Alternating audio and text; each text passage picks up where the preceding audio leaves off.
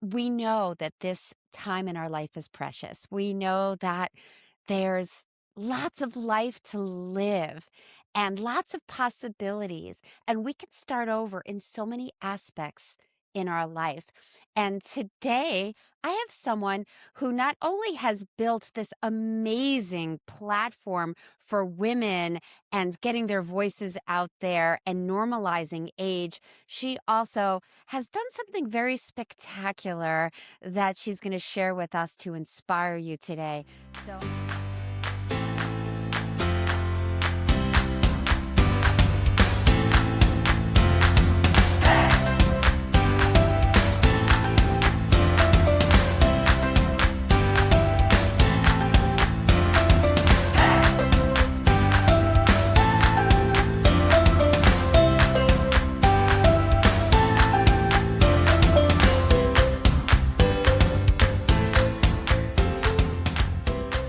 so I just want to tell you that I have Jacqueline, Jack Perez in the house. Let me first say hello to Jack. So good to have you here. Junie, it is a pleasure to spend time with you. I love hanging out with you, and thank you so much for inviting me. Oh my God, my pleasure. Well, I already said that you have been doing lots of work when it comes to normalizing age. You know, you're considered a pro aging champion and the founder of Kuel Life, which is a platform dedicated to normalizing aging for women. You also have done something very special, and I'm just going to read a little bit about this right now, that you are a first-time poet who at 60 discovered the transformative power of words, even those that rhyme. Unexpectedly, after a month-long sojourn in Istanbul, you felt compelled to explore life's intricacies stanza by stanza. Facing significant life moments, as we all do, you began crafting poetry in the wee hours of dawn as a means of expression and connection, and you share vulnerably with the reader. I cannot wait to hear more about this spectacular additional chapter to Cool Life because I know Cool Life is flourishing and supporting so many. And here you are writing. Why don't you tell us a little bit about that journey? Sounds friggin' amazing. Junie, thank you. Thank you for that. And yes, I mean, I've been a writer most of my adult life. I've been an essayist for the most part, and I've written under the umbrella Jack's Smack. And if you go out on the internet, there are hundreds of essays out there. And I've written about the midlife journey. The entire most of my essays are about the midlife journey, and anyone, especially women, as we all know, it is it's tough. Aging is not for sissies. No way. It is Yep. not for sissies. Yeah. And we're talking, I mean, there are so many opportunities and challenges that come up during this time. And it's not just, I mean, I think we all, not all, but many of us, I think of middle age or getting older as like we think of the physiological changes, right? We think Mm. of menopause and the weight gain and the hormone imbalance and all of that. Yeah. And yes, and I am not here to underrate that phenomenon because every other human, if they live long enough, is going to go through this process. Mhm. It should be normal. It should be normalized. There are other things that happen, Junie, right? Let's say you had kids, whether you wanted them or not. Chances are that now you're dealing potentially with them leaving, and parenting an adult child has its challenges that anyone who has an adult child, it's in my opinion, it's way trickier and more challenging than parenting them when they're little. That's such an understatement. Like, it's so true. We have no control at that, at this point, and we have to sometimes, like, well, not sometimes, we need to allow them to have their journey, and we're still their parent. It's an interesting dynamic for sure. It is, and I didn't realize that when my son left. I only had 1, and I started out really late. I didn't have a baby until I was 38, so I was an older mom, and when he left, I th I had a a terrible skydiving accident the day that he left for Wow. college, My and I goodness. yeah, and I ended up in the hospital with, like, 3 compression fractures in my back.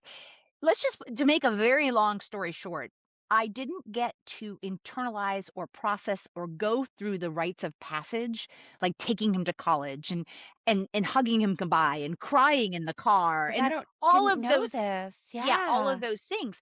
Well, what ended up happening, and this is what I want if anyone's listening to this or the women who are listening to this, if this rings at all true to them, I want them to really pay attention to this.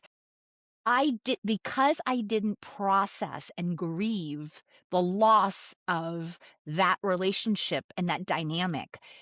I had other things I was healing. I was trying to get my body back. My goodness, yeah. It didn't it but that grief didn't go away. It just hid for a while. And what I realized is that I kind of spent about 2.5 years with a low level depression. Mm. And then I had other things happen, just like most women do, right? I had a significant friendship, a lifetime friendship. She broke up with me. I didn't even think we could do that at this stage of the game. Sadly, yes, sometimes that happens, and sometimes it's for the best, but it's still sometimes quite shocking and It's also just very heartbreaking. painful, Yeah, right? heartbreaking. Mhm. Yeah, and then, my sister with whom I mean, we had our babies 10 days apart. She moved 3,000 miles away. It was piling on top, and I didn't know what to do with myself. I was just so like, I was going through life, and I know a lot of your listeners probably can relate to this. I'm high functioning. So many of us are high functioning. So I was functioning to the outside world. I was showing up. I was, dotting the I's, crossing the T's. I wasn't really there. I wasn't there. Yeah. My physical presence was there. I Wow. was not available. So And, what shifted for you? well, I started this neat like, I went started therapy, Mhm. and therapy all of a sudden made me realize that I just had a lot of stuff inside that needed to come out. Yeah. And that's when I started and I thought I would just write more Jack Smack essays, right? Because why not? That's what I do. I write essays. It's not what came out. What came out was poetry. I have never written poetry before, unless you count, the forced stuff in high school where your English Yes. teacher made you write poetry, right? You Yeah. had to write like a sonnet, you had to write a haiku. You remember that? But other than that, I've never written poetry. But that's basically what came out. And then I did this whole because I'm a little weird and sometimes Yay! Yay for weirdness. to trick myself into concentrating on something else other than the pain and depression, I made it a game and I said, "Okay, I'm gonna write a poem every single day for 30 straight days." And I did. And I went from not writing a single solitary stanza to writing 30 poems. And what I realized, Junie, was at the end of it that I myself had been able to process so much of the loss. And when I started sharing it with others, so many, "Oh my god, how you're in my head. Oh my god, were you reading my journal? Oh my god, I how did you find these words to express this? Is exactly how I Yeah, feel." yeah. I want to hop in here. You're saying something that is uber important, which is when we don't heal, when we don't address the pain that in AA, I believe I'm not an AA member, but in 12 steps, they talk about the monster in the corner doing push-ups, just waiting for the opportunity to like jump right in. You have to work it. You have to do the healing work, or the thing that is in the background or in the unconscious mind is going to come out and bite you in some way, whether it's our body that gets sick, or we say things we don't mean, or like you had some underlying depression. And I mean, I am such a stand for doing the healing work because I wouldn't have the life I have right now if I didn't discover the personal growth work that I have. I was 200 pounds and miserable. I don't know if you know that or not, but I had all of this pain that I just kept pushing down and pushing down until I also found my vehicle, which was shadow work, to reveal, to really, pull back the curtains and go, oh, is that what's in there? To be able to process it, to be able to free myself, to be able to open to the next chapter of my life. So, writing, wow, I just absolutely love that you found this vehicle and that it's talking to so many people. It's beautiful, absolutely beautiful. Thank you. Thank you. At first it felt um so personal. I had zero intentions of publishing it.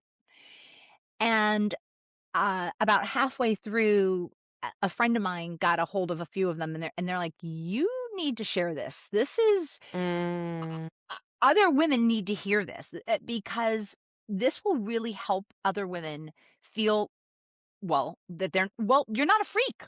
I mean, there's some stuff in here that's really dark and really out there good for you. that other women are going, "Oh, okay, it's not just me who Right, has and those that's so feelings." healing just in that and just with that people go, "Wow, I'm not alone in this. I am not crazy. I'm not, you know, over exaggerating my pain or whatever it is." To be able to go, "Oh, wait a second. Here's somebody speaking to it." And you're such a leader in this. My goodness. Okay, so keep going. This is amazing. Yeah, so basically that was it. So, I mean, it's like I cover everything from, oh, because here's another thing that happens to us. Let's say you had a kid and you got that kid a family pet. Well, guess what? Chances are that family pet is on its way out. And that is a huge loss. I lost my kitty cat of 18 and a half years, who, honestly, her heartbeat, that little heartbeat, I spent more time with that little heartbeat than any other heartbeat on this planet, right? Because my kid went to school. My Yeah. kid went to his dad's house. My partner goes to work. I I mean, of course, my own heart, but outside of me, that other living creature was glued to me. Mm, Her loss was felt because it's also it's symbolic too, yeah. right? At Yeah. this stage of the game, it's symbolic. Totally. Do we have enough life to sign up for another one? My Do God, we have I'm enough, totally getting this. Yep, I lost right? my So dog there's last year, and I mean, it's still mind-blowing that he's not here, and I remember when I decided to let him go because he was just not doing well. I remember thinking it was closing a big chapter in my life because he was with me at the end of my marriage and all those times when it was challenging with my teenager, and then when I started my new life after, and I was like, "Wow, this is the last piece of the old to start the new." And I really had to be with that. It was a blessing, of course, to have him, and it was such a deep loss because he was my buddy throughout. Like like talk about the heartbeat throughout. I'm like, okay. And then of course the question of, do I do this again, which at this point I'm not, because I love my freedom. Yeah, I'm not doing it anytime soon either. But to my point, see, that is a relatable, universal Yes. experience and rite of passage that so many women go through. And Yeah. what I am doing in this book, through these words, is normalizing those feelings and normalizing Ah, those experiences and right. bringing texture to them, giving them some depth and weight Hmm. by putting language around it. By putting language around it, by calling it out, Yeah. by naming it. Wow. So, So it sounds like this book has lots of different flavors of a human journey, would you say? well, it has a lot of flavors of a midlife woman's journey. Beautiful. It is definitely female.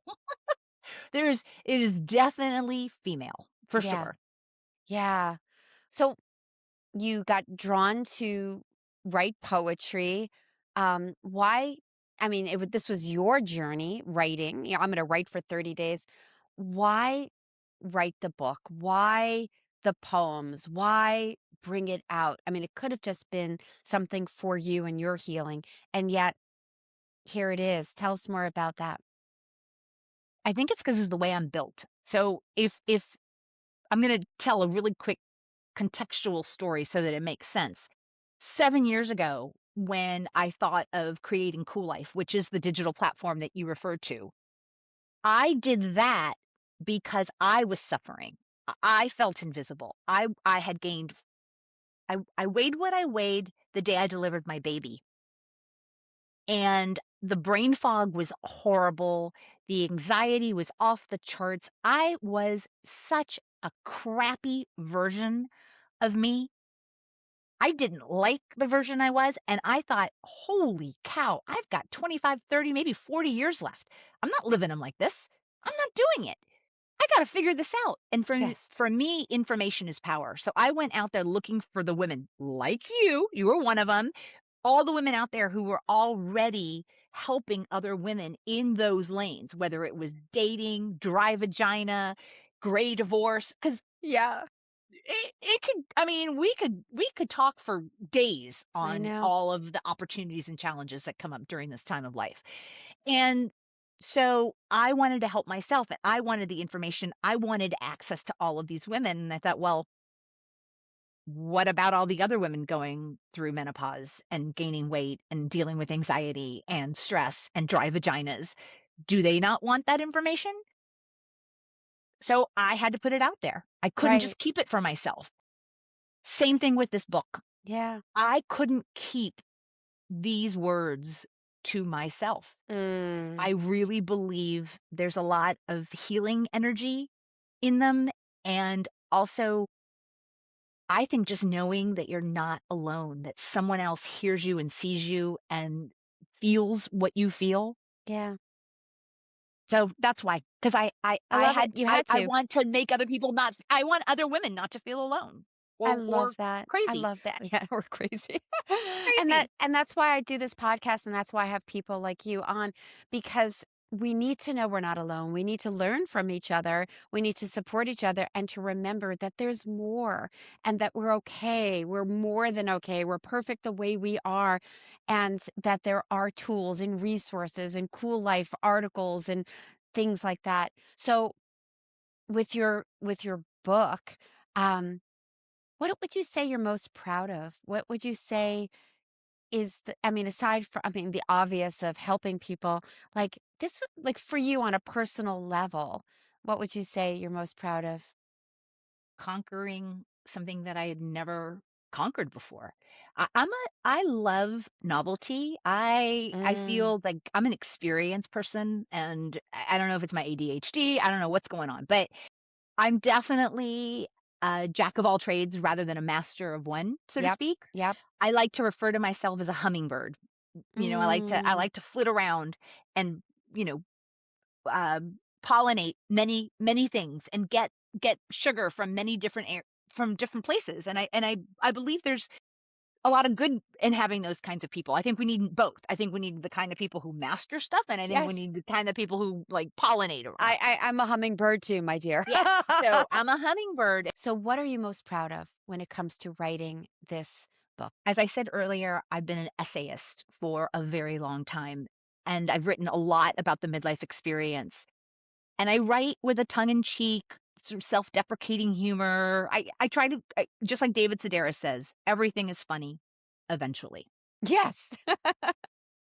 And I write a lot about stuff like that. Well, here's what I'm really proud of myself.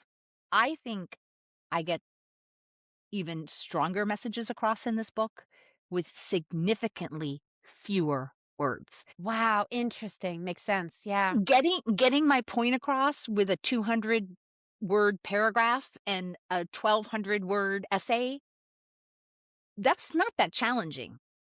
Getting my point across in 5 stanzas, with 4 lines each, and they rhyme, yeah. So it was an intellectual challenge as well as modality for me to process my pain. I just think it's so beautiful. All right, we didn't talk about this before the recording started, but I'm going to ask anyway. Might you read a little bit to us? I would love to read. Thank Okay, you for great. asking. Thank Yes, you for yes. asking. So I have one. I'm going to read two, and they're both Oh, about great. well, they're both about the heart. They're both about romantic Beautiful. love, and which I know is important to your audience. And Yeah, the first beautiful. one's the first one's a little dark. Bring on the And dark. right, bring on the dark poetry. I mean, people who poetry, they don't want to be happy, right? I mean, you don't want to be happy when you're reading poetry. Um, and this is about how we think we have control over our lives and our emotions and our love, but sometimes it's an illusion. And this poem is about the realization that some things are written in us so deeply embedded, and no matter how hard we try to control them, they have their own path. Yes, love it, love it. So it's called The Illusion of Choice. I walk beneath a shroud of lies, deceit like mist before my eyes. I told myself love was a choice, a reasoned plan, a careful voice, as though my heart had solved the sum of loving you where logic's from, as though I weighed the pros and cons and found you in the rights and wrongs. But love, it seems, defies my will, a force that bends my reason still. It springs like thirst, like hunger's plea, an ache that swells, imprisoning me. Anecdotes, memories, values aligned, each seeming chance, a hidden sign. Not mere coincidence, but fate's decree to prove that love was meant for me. Embedded in my soul's design, woven there through space and time. I chuckle now at my own plight, to think I could resist this fight, to think that I could just let go as if my heart could cease to know. Instead, I learned to walk the line, to live without, yet know you're mine. It rhymed. And Oh it my rhymed. wow. Wow, wow, wow, wow. So beautifully written. Oh my god, that really touched me. Thank you. So Thank you. beautiful. And you have another one you said you wanted to? Do, and I was going to read one about long-term relationships, but I actually think for your audience, would your audience relate more to having to show up in the world with whatever tools you have in your toolbox, and you don't necessarily Yeah, let's do that. have you don't necessarily have the right screwdriver, you know, but okay, so this is okay, so this is called A World in Three Crayons, and it's one of my favorites. In life, we dream of vibrant hues, a box of crayons, vast to use. The 152 with colors bright, each shade defined, each line just right. With built-in sharpener to hone, we'd craft a masterpiece, our own. But often fate hands us a pack, three waxy crayons, colors lack. No goldenrod, no midnight blue, just red and green, and one askew. With crayons from a diner's tin, we fight the fight with what's within. No time to sharpen, no grand display, just scribbles made in shades of gray. We armor up with what we hold. Our tools are weak, but hearts are bold. And though we wish for hues untold, for palettes rich with silver, gold, we face the world with what we've got and hope to color life's blank spot. So here we stand, our crayons worn, with simple tools, our spirits torn. Yet in these lines, rough and undefined, a deeper beauty we still find. With just three crayons, dull and bare, we sketch our stories, choose to dare. Though colors bleed and lines mislay, the heart remains in light and play. Sister, oh my god. Yeah? You like them? Yeah. Yeah. And I will say I don't like poetry. Oops, moved my computer there. I don't like poetry. I don't like going to poetry slams. I don't Right, right. you And you're know. a theater person, so that says a lot, Well, right? I don't like Shakespeare either. But seriously, wait, seriously, I just want to say, not only like your delivery, your heart, your words have such deep meaning and they tell a powerful story. And then the creativity around it with the three crayons. And I mean, seriously, that was spectacular. So Thank you. beautiful. And to your point, if your audience be like, "That's great, but why did she have to make poems?" The deal is this the deal is this, I literally recorded every single poem in my closet and include a QR code on each one. So it's an interactive book. I love You that. can literally have me read it to you in your ear. Each poem has its own QR code. I love it. And what's the name of the book? It's called Metamorphosis in Stanzas. So Beautiful, basically it's sister. change through poetry, basically. Seriously, just gold, gold, gold, gold. Thank you. Uh, I know you have a gift for I this do. lovely person that's listening and watching. And by the way, if you're watching, please subscribe to the station. You should see a little button above so that you don't miss any of the future episodes. What's your gift?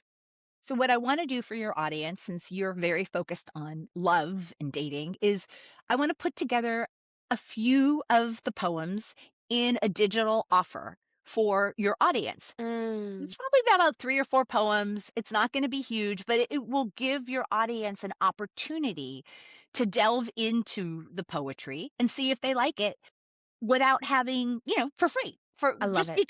because they're a member of your community. So, yeah, Oh, that's a wonderful I don't gift. have it yet, but I'll have it by the time this goes live.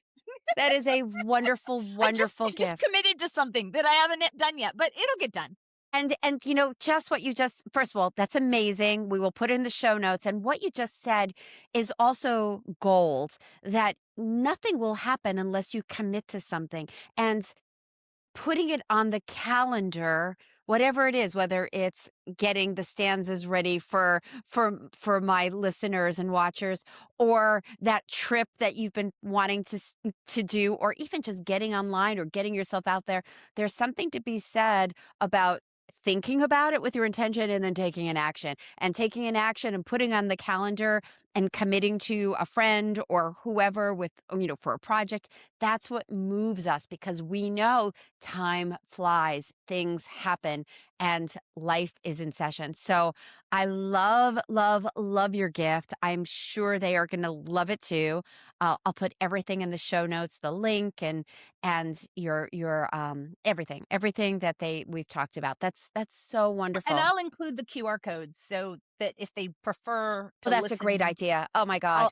I'll include the QR codes for each poem that I choose for Yeah. your community. I love it. I'm such a cute well, I'm not I was gonna say I'm a QR code person. No, but I'm definitely an auditory person. So yes, that's yay. I'm clapping for those that are on video. I mean on audio. So beautiful, so beautiful, so beautiful. Jack, I love you. I'm so glad you're in my world. I'm so glad that you joined us today, and thank you for your time. Thank you, Junie. A pleasure as always. Always, always. So very different conversation today, everybody. I hope you enjoyed. I know you did. There's some gold coming your way, and with the QR code taken to the next level. And please like and subscribe, share this with your friends. This is how we reach more people, and just keep leaning into the possibilities. Lean into what you would love to create in your life. And if there's something still lingering, unhealed, find a tool to move you through it, whether it's therapy, whether it's writing, whether it's working with me. You can grab a session in the show notes with me.